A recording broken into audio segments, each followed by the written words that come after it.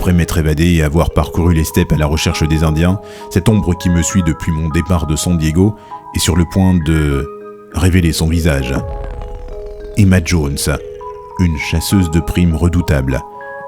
La seule femme capable de parcourir le sud à la recherche des pires criminels que cette terre connaisse.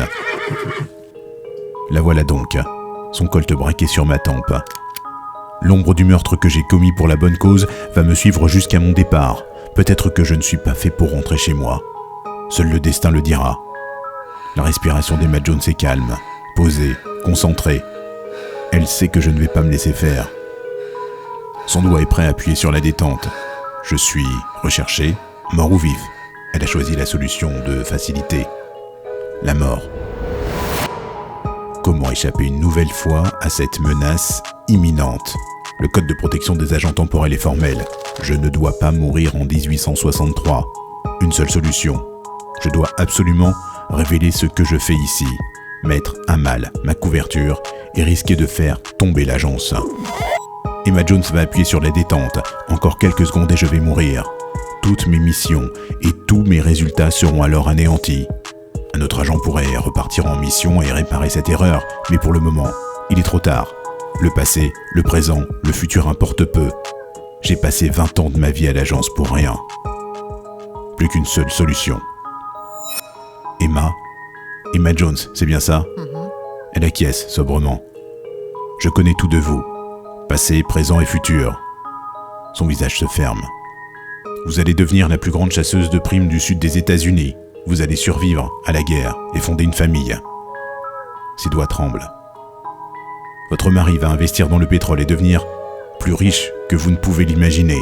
Après plus de 300 ans et de nombreuses générations à faire fortune avec le pétrole, votre descendance, Scarlett Jones, va devenir la première femme présidente des États-Unis. Son regard se perd alors dans ses pensées. Grâce à elle et à son soutien financier, les chercheurs trouveront le remède contre le cancer, ce que vous appelez aujourd'hui être mort d'un mauvais mal. Fin 1900, on appellera cela le cancer. Et en 2135, on trouvera enfin le remède, grâce à votre descendante. Des milliards de gens seront alors sauvés. Elle respire. Je sais tout de vous. J'ai passé des années à étudier la guerre de sécession et les personnalités qui en découlent. Nous ne nous sommes jamais rencontrés, mais je sais que demain, vous allez vous faire graver sur l'avant-bras droit un sigle en forme de triptyque. Elle commence à paniquer.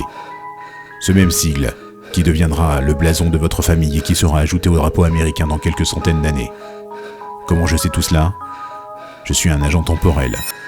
Je vis dans le futur. Je suis né en 2585. Comment je peux vous le prouver ? Regardez mon épaule droite. Ses doigts crispés arrachent un bout de ma chemise. Elle est si surprise que son revolver tombe à terre. Jamais je n'aurais pensé que mon tatouage du drapeau américain, avec le sigle de la famille Jones, me sauverait la vie un jour. Je suis venu en 1863 pour tuer le fils de David Lloyd, le crime pour lequel vous me recherchez. C'était ma mission. Dans quelques centaines d'années, sa descendance entraînera une guerre mondiale et mettra en perdition notre monde. Dans ses grands yeux ronds se mêlent à la fois la peur, la stupéfaction et la fierté. Je sais qu'elle ne dira rien. Parler de voyage dans le temps, en 1863, c'est risquer d'être internée en asile pour le reste de ses jours. Elle remonte sur son cheval sans dire un mot et s'éloigne dans l'obscurité. J'ai une fois de plus sauvé ma peau. Il faut maintenant que je rentre chez moi.